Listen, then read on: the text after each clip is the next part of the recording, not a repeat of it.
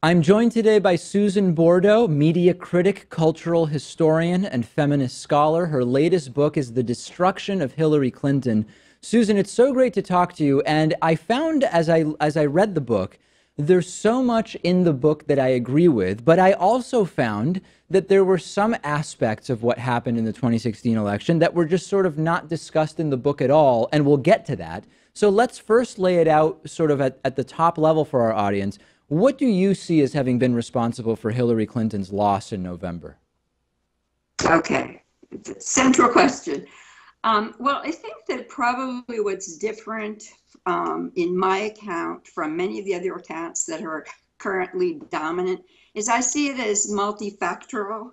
I think there's no one thing that made the difference. I think there are a number of things that all together contributed to what I call a massive pylon that made Comey's final announcement something that she couldn't get over. In other words, it was not the absolutely decisive event, but it was fatal because of everything that had gone before. And that includes stuff during the primary. It included the way the media reported her. It included a lot of, undercurrents of long-standing gender ideas that inevitably crept in. It included the email scandal, the Russian interference. There's so much that impacted that election that it's impossible to come up with one factor that was decisive. When you look at the primary of the Democratic Party, which involved not only Bernie Sanders, but also the Democratic National Committee, which we now know was actively working to help Hillary Clinton be the eventual nominee, what's your assessment there of how that impacted the eventual election between Donald Trump and Hillary Clinton? Well, I think that it had a residue that was extremely important. And the residue was to have branded Hillary Clinton in a certain way that had a tremendous impact, especially on young people who, for completely legitimate reasons had not lived through certain events and who were more dependent upon Bernie Sanders and his surrogates to define Hillary for them. And I think that he defined her in certain ways that, though they began really pretty innocuously, they began to tip over at a certain point in the primary into something very close to the she's a criminal that we heard from the right wing. So there was a kind of melding of the left and right branding of Hillary that I think was very powerful. Let's explore that in a little more detail if we can. I mean, so I'm thinking back to the primary, and I remember you had Hillary Clinton and the DNC both working to basically keep attention off of Bernie Sanders as much as possible. This included the scheduling of very few debates. This including the scheduling of debates Sunday nights on 3 day. Well, hold on. I'll give you a chance to tell me where I'm wrong. This included the scheduling of debates on Sunday nights on 3 day weekends when many people would be traveling. Really anything that could be done to give as little attention to anyone other than Hillary Clinton as possible. But your sense is that Hillary Clinton was actually the one who was damaged by the primary. Help me understand that. Okay, yeah, I will. Well, first of all, Bernie Sanders, one of the things, the DNC is one issue.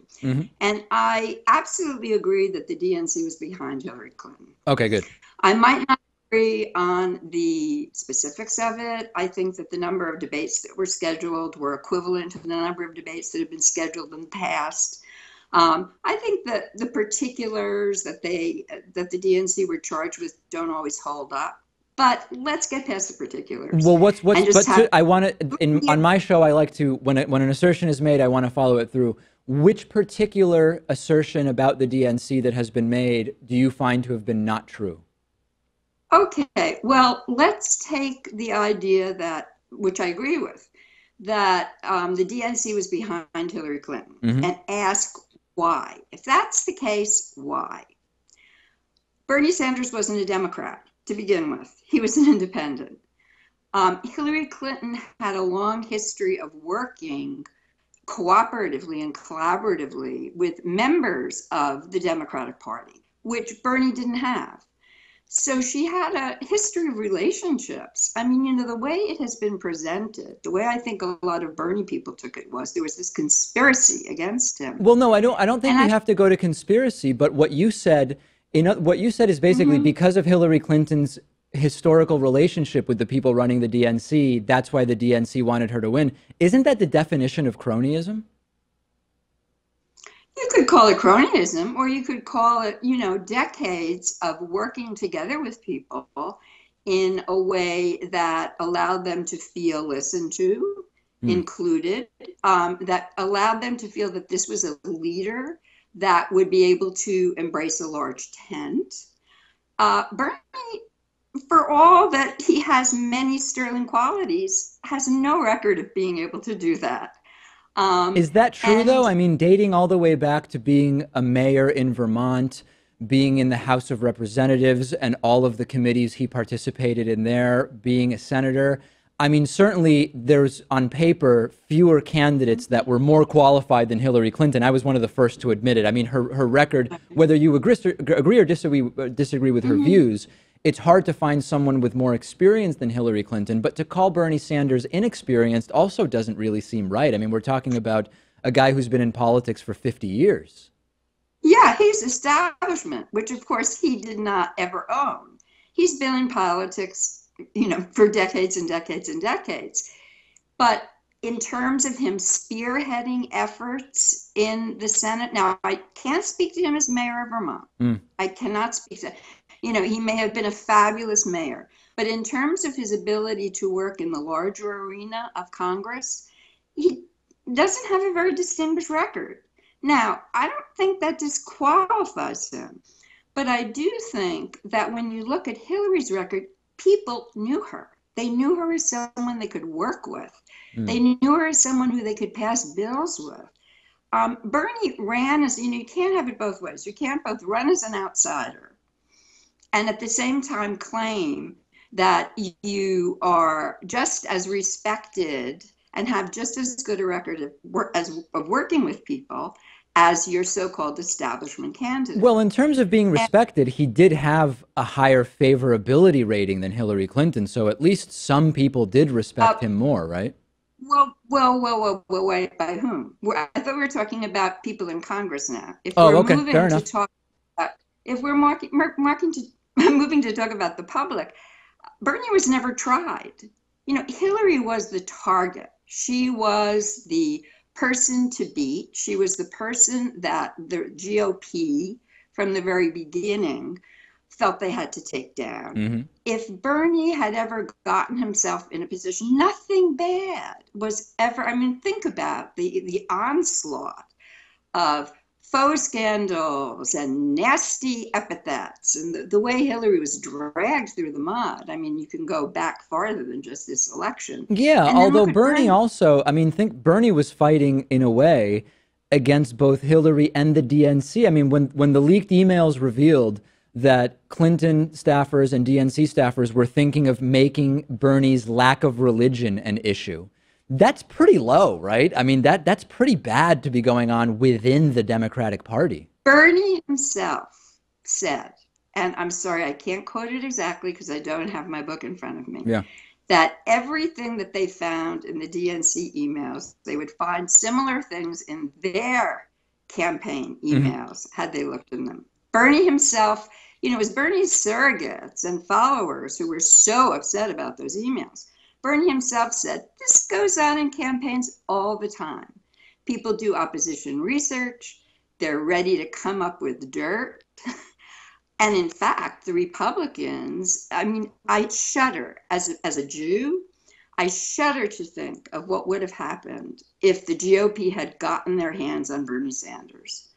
I mean, we even saw anti-Semitic overtones in their attacks on Hillary, you know, with those posters with dollar signs. Oh, absolutely. Listen, and as someone who's Jewish myself, but believe me, I'm fully following every aspect of that line of reasoning that you're suggesting. So to sort of put a fine point on the DNC part, you initially said you sort of understand why the DNC would help Hillary Clinton, but then you've also said that it sounds like to me that you don't actually think that what the DNC did really had that much of a impact in hurting Bernie Sanders. So what's your sort of what's your net assessment of what the DNC did? What they did in terms of supporting Hillary? Yes, even though they claim to be an unbiased arbiter of the primary, we know they were helping Hillary Clinton. What's your sort of net assessment of that? Well, ultimately, Deborah Wasserman Schultz, quit or was asked to resign. Yeah. So I think the DNC ultimately owned that they had at least one person who had behaved in inappropriate ways. I think that on net balance, when you look at what was going for Hillary and what was going for Bernie in the primary now, I think that what the DNC did for Hillary was, it's apples and oranges. It's very hard to compare because what Bernie had going for him was not the establishment support that Hillary had going for her. But what he had was an election. How can I put this? This election, both in terms of the Republicans and also the Democrats, really favored the candidates who could spellbind a crowd, the candidates who could be photographed at mass rallies, the candidates who spoke in, one-line bursts that were electrifying. And both Bernie and Trump, in his way, were that kind of campaigner. Hillary, by her own admission, is not. She said herself, I really don't like speechifying. I like serving. And in fact, when Hillary has been a servant as opposed to a campaigner, her approval ratings have been higher than Bernie's ever were. We like and you can argue that there's a little bit of gender stuff going on there. We are comfortable with women when they are in service positions, when they seem to be too ambitious, right? It becomes strident. It turns people off. And the very style, I think, that Bernie electrified people with would not have gone over well with Hillary. At the same time, Hillary's own style was not favored. So I think that, she was at a lot of disadvantages, even without getting into the way the press treated her and the GOP and the lock her up and the phony email scandal. And in my book, I prove, that's completely, she neither lied. I'm not, I know some people have called this book just a kind of idolatry of Hillary. And I admire her a great deal. Yeah. And part of the reason I think why the book may come off that way is because what we've seen is this orgy of Hillary blaming. And my feeling was, this is just way out of proportion. I could write a book in which I said, okay, on the one hand, Hillary did this wrong, and on the other hand, she did this wrong. But everybody was doing the blaming for me, right? Yeah. And so I think that, in fact, the scales were really unfairly tipped against her, even given the establishment support that she had during the primary. Well, there's so much more we could talk about. Unfortunately, we are beyond our time, and I hope to have you back. Certainly more disagreements I would love to talk with you about, but I think it's an interesting conversation nonetheless. We've been speaking with Susan Bordo, who's author of the book, The Destruction of Hillary Clinton.